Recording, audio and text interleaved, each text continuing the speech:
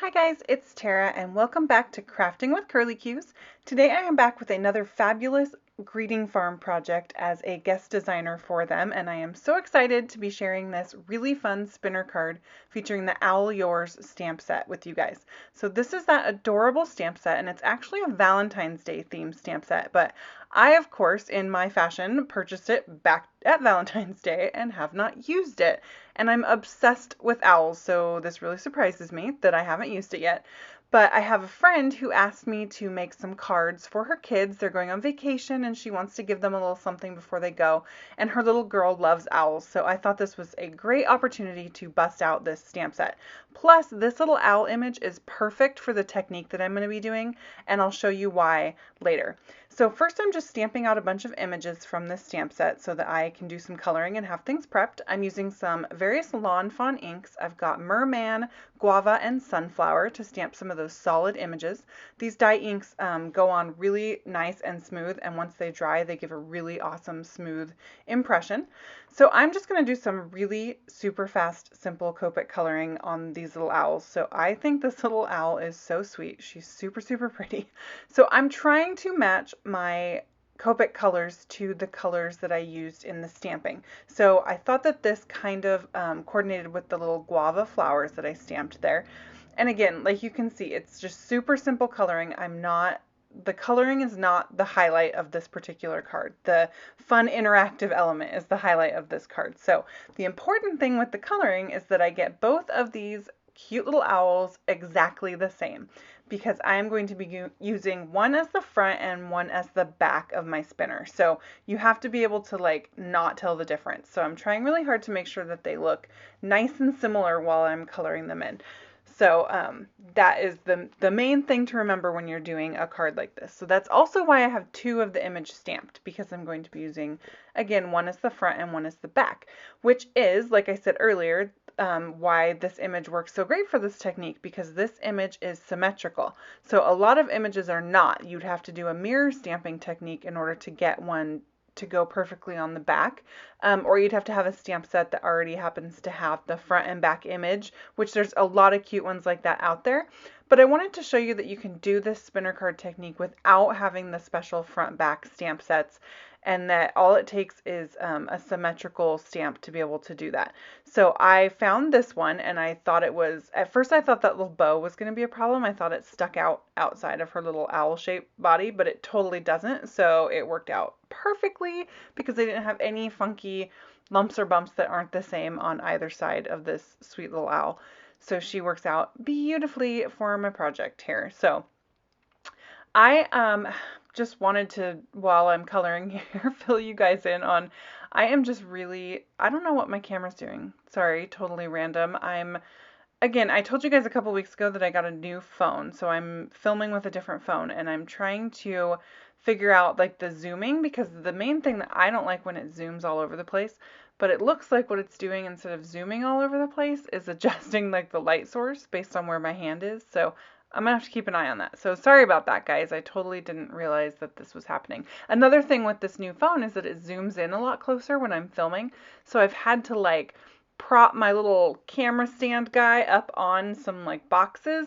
So before I could kind of peek over, I'm really tall, like I have a really long torso, so I can like stretch up like a giraffe and look over the top of things. But before I could do that and look at the top of my camera on my cell phone and see what was in the frame and such, and now that I have to put it up higher on the little stand, I have to like stand all the way up, and it's like, I risk bumping everything on my table and like spraying it all over the place. Because do you guys ever do that? Like, are you like in the middle of crafting and you bump something and all of a sudden there's like glitter all over your counter? Or embossing powder is the one that just, ugh, once it spills, I feel like I can't, it's just in the crevices of everything. So anyway, I apologize for all the little light tweakages that are going on. I was gonna fill you guys in on the fact that I'm getting ready to try to schedule like some pumpkin patches and fun fall stuff, but I wasted all my time talking about cameras and bumping and all that jazz. So moving right along, I have got some Audrey Blue cardstock from Simon Says Stamp, and I'm using my Avery Elle Wonky stitched rectangle die to cut out a piece of that cardstock. And now I'm going to create a background on there. So I've got this background stamp from My Favorite Things. It's absolutely beautiful. And it's got this really fun detailed pattern on it. And I thought it would be fun to clear heat emboss this on the front of this Audrey blue cardstock. So just to give it a little something extra, I mean, the blue is beautiful and it matches her little owl belly there and that merman ink like perfectly. But I wanted to just give it some interest. So you can see what I like to do when I'm using a big 6x6, goodness, that was a tongue twister, background stamp like that is put the ink on the stamp and then push my cardstock face down onto the ink and then just rub it on real good. And you get a perfect even impression almost every time. It's really great. So I did that with the Versamark and then I coated the whole thing with some clear embossing powder. And now I'm just heating it up and you can see how that gives you just a really lovely subtle pattern that's nice and glossy and shimmery in real life, but it adds some really great texture and interest to that plain, otherwise plain cardstock. So it's such a busy pattern that on the camera it almost kind of looks a little like it makes your eyeball kind of tweak out a little bit. But in real life it's really pretty, and when you see the still photos and the close-ups you'll see how pretty that is. So I have a card base from some Neenah Solar White 110-pound cardstock. I took a piece of Post-it tape and kind of rubbed it on my hand so it's not quite as sticky because I don't want it to rip this cardstock. And I'm going to tape that Audrey blue panel on the front of my card base and then use this inside and out stitch circle die here and run it through my Big Shot, and I'm getting both layers at once. So I want this to cut through both the front panel, that blue cardstock, and the card base. So that is going to be my window for my spinner owl when I create the spinner element of this card. Now for my sentiment, I'm going to use this really precious Smile die cut, and I'm just going to cut that out 3 times out of some Neenah Solar White, and so I can glue those together later and make a nice thick kind of almost chipboard sentiment to go on the front. So you can see I fussy cut all my elements out. I didn't cut all the flowers because I wasn't sure how many I was going to need, and I didn't want to waste all my time cutting them out if I ended up not needing them, so that's why I didn't cut all those out. I'm going to line the edges with some Black Soot Distress Marker because I love doing that, and you can see how beautifully those 2 owls line up. Like, it's perfection. It's amazing. So this is the first time I've made a card like this, and I've watched several different tutorials, and they all pretty much are the same. It looked nice and simple. So I've put a little adhesive on the top and bottom of that circle on my card base. And now for the string, I didn't have any super thin string, so I took some lawn trimmings that had this silver sparkle running through it, and I just untwisted it and pulled the silver threads out to use for my spinner card. So I stuck that to the top and bottom using just some adhesive from my ATG, and then put a little adhesive on one owl and stuck it under the string, and now I'm just going to glue the second owl right over the top. So the string is running underneath through the 2 owls. So I felt like that ATG wasn't going to quite hold that string strong enough, so I busted out my score tape, which is a really strong adhesive, and popped some of that over the top and bottom of the string, and that made me feel a whole lot better about the stability of my spinner element here. So now I'm just going to go ahead and apply the front panel right over the top to cover up all those ugly strings, and because I ran it all through my Big Shot together, those circles line up perfectly and I get the exact right border around the outside. So you can see how incredibly cute that is. So when you wind it up and then you close the card, and then when the recipient gets it, they open the card and the little element spins around. So it's super fun. Like, I was really surprised, you guys, at how incredibly easy this was to create, because it's a really big impact, like super cool thing, like the kind of thing that non-card makers would go, whoa, how did you do that? But it was really simple to create. And I think that my friend's little girl is going to like that. Like, it's just something a little different. You can't really buy a card at the store that's going to do something cool like that. So I wanted to throw a little something like that in. So now that I'm all done with the main element, I'm just going to figure out how I want the rest of my stuff to go on the card. So I'm going to use some of those little leaves that I colored just to add a little bit of extra. I love that little sentiment down there. You could see that I glued each one on top of the other so that all 3 of those sentiments that I die cut are just stacked up, and that gives it a little bit of a chipboard stability feel, which is really nice.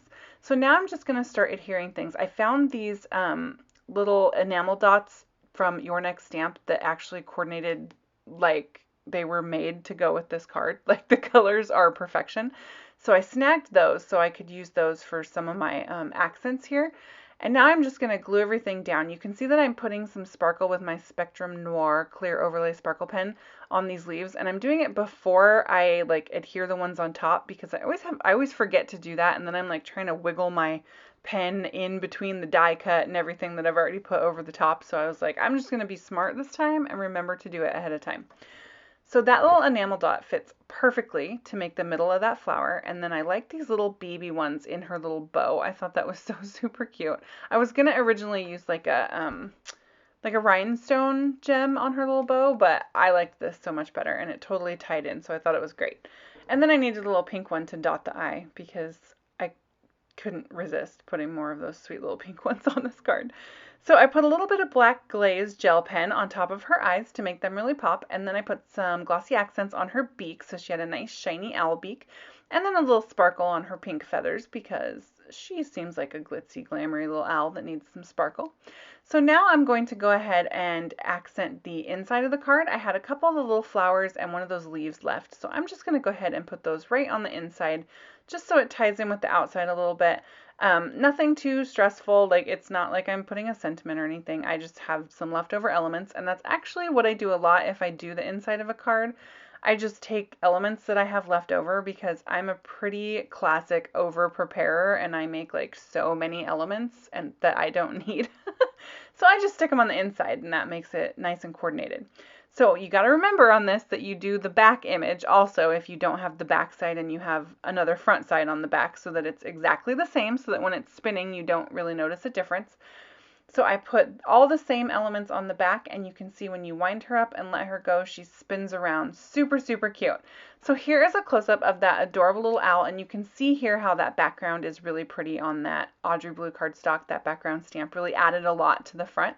So here are a couple more videos featuring fabulous products from the Greeting Farm. If you love this video, please hit subscribe and leave me a thumbs up and a comment. I'd love to hear from you guys. All the supplies that I use are listed below and over at my blog, and you can visit me on Facebook, Pinterest, and Instagram. Thanks so much, you guys. Bye.